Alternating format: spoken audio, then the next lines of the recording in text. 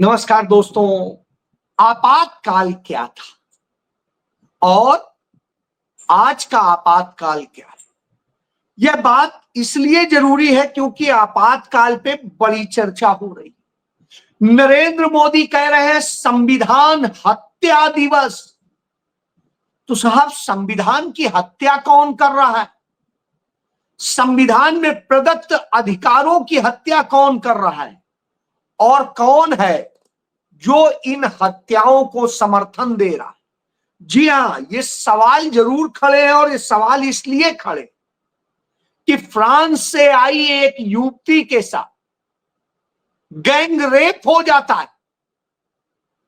यह संविधान ने इस देश में संरक्षण प्रदान किया है कि यह लोग जो बलात्कारी हैं वो इस तरह से सरकार बचा रही और अमेरिका एडवाइजरी जारी कर रहा है कि भारत बलात्कारी देश है, वहां महिलाएं जाएं तो बच के रहें और जाने को अवॉइड करें। आतंकी देश है, लिंचिंग का देश है। साहब, संविधान क्या है? संविधान संरक्षा देता है कि हर लड़की की इज्जत सुरक्षित रहे। संविधान संरक्षा देता है कि हर दलित, पिछड़े, आदिवासी, अल्पसंख्यक को संरक्षा मिले, उसकी रक्षा की जाए। कानून रक्षा करे, न्याय करे और कोई किसी के साथ अन्याय ना कर सके, रेप ना कर सके और दूसरे अपराध ना कर सके।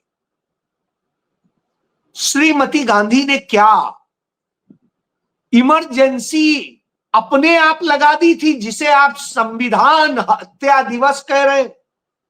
संविधान की हत्या कैसे हो सकता है? क्योंकि इंदिरा जी ने जो इमरजेंसी लगाई थी वह इमरजेंसी संविधान के अध्याय 18 के अनुच्छेद 352 से 360 के बीच के प्रावधानों के तहत लगाई थी। इमरजेंसी के दौरान सरकारी अफसर वक्त पर अपने दफ्तर आते थे। जनता के हर काम को उन्हें टाइम पर पूरा करना पड़ता था। किसी लड़की के साथ रेप नहीं हो पाता था और यदि कोई ऐसी हरकत करता था तो वो कटघरे में दिखाई देता था। वो ये कहता नहीं घूमता था कि नहीं मैं तो फंस गया, मैं तो ये हो गया। दुनिया में भारत का नाम लजवाने वाले ये बलात्कारियों को सरकार का संरक्षण नहीं था। भाजपा के नेता बलात्कार कर रहे हैं, भाजपा के नेता तमाम तरह के और अपराधों में सम्मिलित हैं और जब यह सम्मिलित हो तब आप कहेंगे कि आपातकाल। तो आपातकाल साहब था कौन और कौन सा है, यह समझना होगा। तो राजस्थान में जिस तरह से फ्रांस की उस लड़की के साथ घटना हुई वो चिंताजनक है, लेकिन पुणे में एक अधिकारी, पुलिस अधिकारी महिला के साथ छेड़छाड़ करता है। भारतीय जनता पार्टी का नेता पुलिस अधिकारी थी। अब आप समझ लीजिए, जब यह हरकत हो तो आप क्या कहेंगे? कहेंगे कि हाँ, संविधान तो ऐसे करके हत्या की जा रही। हत्या कौन कर रहा है? आज जब पत्रकार आपके खिलाफ नहीं, सही बात कहते हैं तो आप उन्हें अखबारों से, चैनलों से निकलवा देते हैं, नौकरी से निकलवा देते हैं और तरह से उत्पीड़न करते हैं। भारत के इतिहास में इतने पत्रकारों की हत्याएं कभी नहीं हुई जितनी इस 10 साल के भीतर हो गई, 11 साल की। मैं 11 साल की इसलिए नहीं कह रहा हूं कि जो डेटा अवेलेबल है वो 10 साल का अवेलेबल। तो 10 साल में इतनी हत्याएं नहीं हुई जब सैकड़ा पार कर गए हैं मरने वाले पत्रकार, और कई सैकड़ा पार कर चुके हैं वह पत्रकार जिनके खिलाफ, किसी खिलाफ यूएपीए लगा दिया गया, किसी के खिलाफ कुछ और लगा दिया गया और उन्हें देशद्रोही बना दिया गया, ऐसे करीब 600 पत्रकार हैं जिन्हें देशद्रोही घोषित कर दिया गया और इसके बाद में बलात्कारियों को बचा लिया जाता है और दलितों, आदिवासियों और अल्पसंख्यकों पर अत्याचार होता है और उसके बाद अधिकार मांगने पर देशद्रोही घोषित कर दिया जाता है। कानपुर में बिजली कटने का विरोध करने पर एक व्यक्ति के खिलाफ एफआईआर दर्ज कर ली गई, उसे देशद्रोही बताया जा रहा है। अब आप समझ लीजिए, इस तरह से जब ले जाया जा रहा हो, उत्तर प्रदेश में 6 महीने के लिए हड़ताल पर रोक लगा दी गई और कहा जा रहा है वो आपातकाल था। आपातकाल आज है या तब था? और जो दिल्ली में पिछले 5 साल से वह लड़के बंद है, वह लड़की बंद है जेल में, जिनके खिलाफ आज तक आरोप तय नहीं हुए हैं, ट्रायल नहीं हो रहा है, उन्हें जमानत नहीं मिलने दी जा रही है। क्या यह आपातकाल नहीं है? असली आपातकाल यह है, यही अलोकतांत्रिक है और यही मानवता की, नैतिकता की हत्या करने वाला। तो आपातकाल तो असल में नरेंद्र मोदी के शासनकाल में, और जो असंवैधानिक है क्योंकि वो संविधान के प्रावधान के तहत नहीं है बल्कि अवैध तौर पर वह आपातकाल लगाया गया है। आपातकाल तो आज है कि जब चुनाव जीतने के लिए किस तरह चुनावी मशीनरी का पूरा दुरुपयोग किया जाता है और फर्जी वोट बढ़ाए जाते हैं, फर्जी वोट बढ़ा करके और किस तरह से वोटिंग करा करके अफसरों को अपने मुताबिक तय करके और सारे खेल किए जाते हैं, ईवीएम बदल दी जाती। जब ये खेल होते हो, चुनाव आयोग कठपुतली बन गया हो सरकार का, तो फिर आपातकाल कौन सा है? ये है कि वो है? उस समय तो श्रीमती गांधी ने कठपुतली नहीं बनाया था, तभी वो 1977 का चुनाव भी हारी थी। उन्होंने तो लोकतंत्र बहाल किया और चुनाव कराया। तो आप बताइए कौन है संविधान का हत्यारा, नरेंद्र मोदी या इंदिरा गांधी?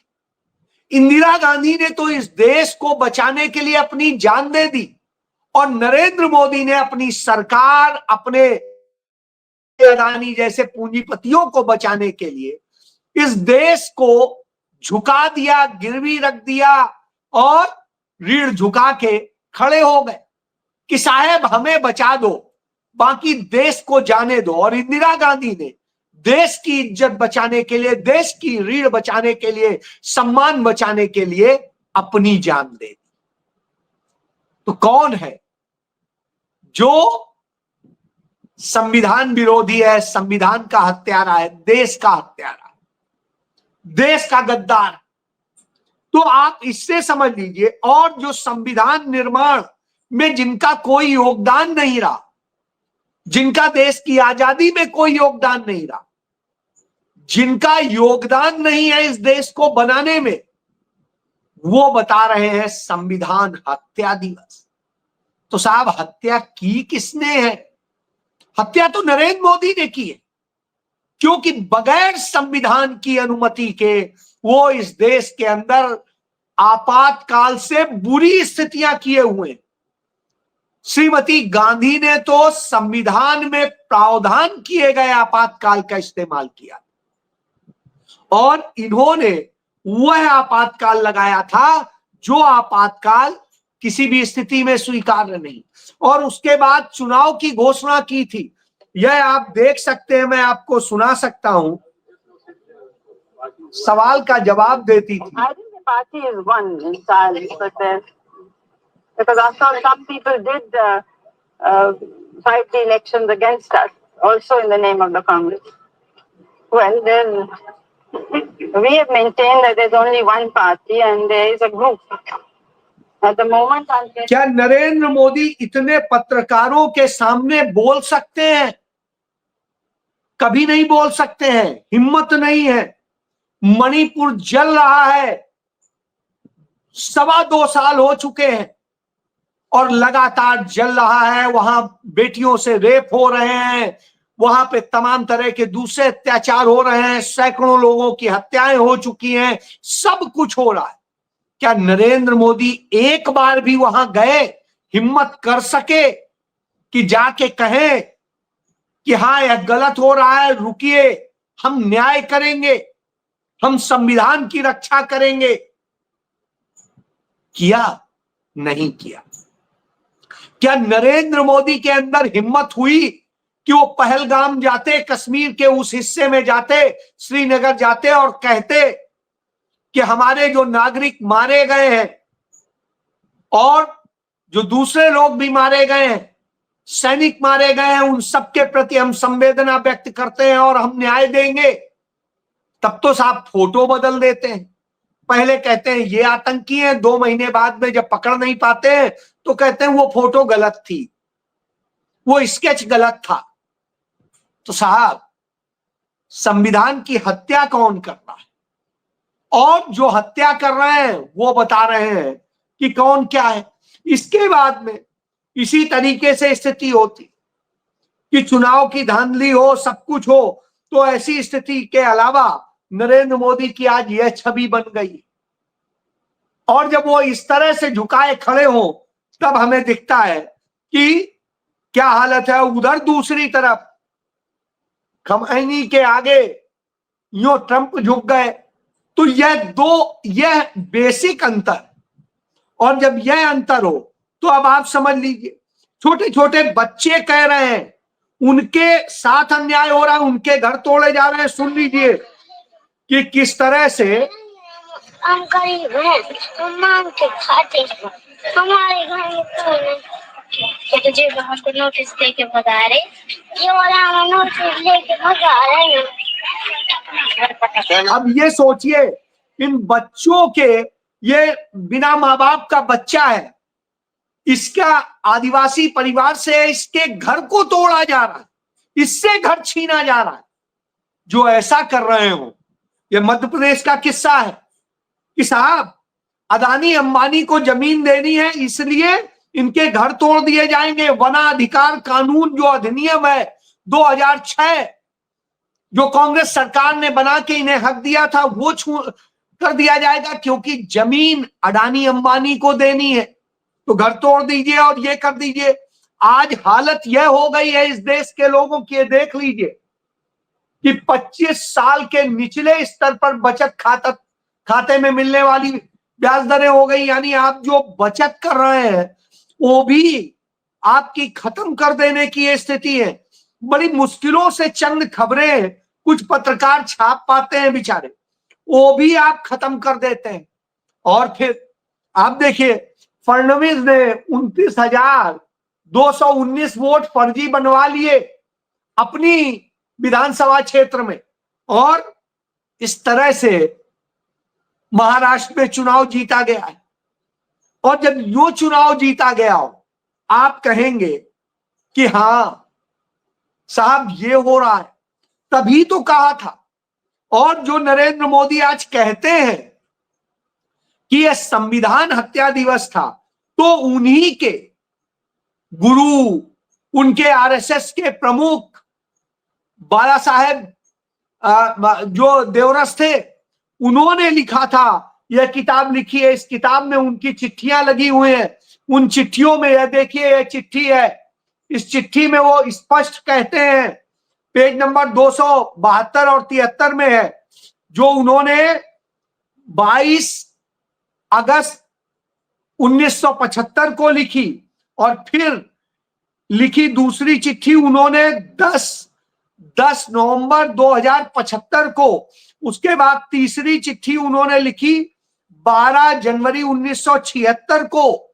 और इस तरह से उन्होंने तमाम चिट्ठियां लिखी, और उन चिट्ठियों में बार बार कहा कि नहीं, इंदिरा जी ने बहुत अच्छा किया है, यह तो अनुशासन के लिए बेहद जरूरी है।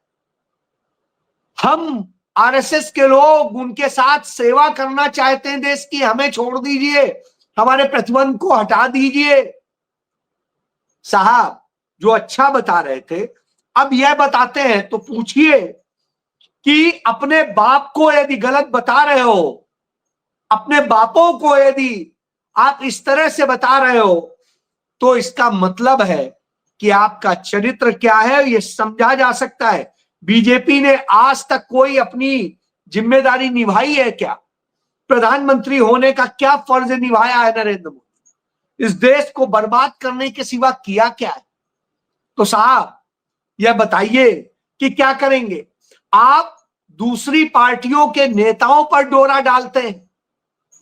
जिस तरह से आपने शशि थरूर को अपने कब्जे में ले लिया और वो आपके गुणगान करने लग रहा है, आपका इनाम उसको यह मिला कि उसकी जो पत्नी संदिग्ध परिस्थितियों में सुनंदा पुष्कर मरी थी होटल में दिल्ली के, उस मामले में उसे क्लीन चिट दे दी गई।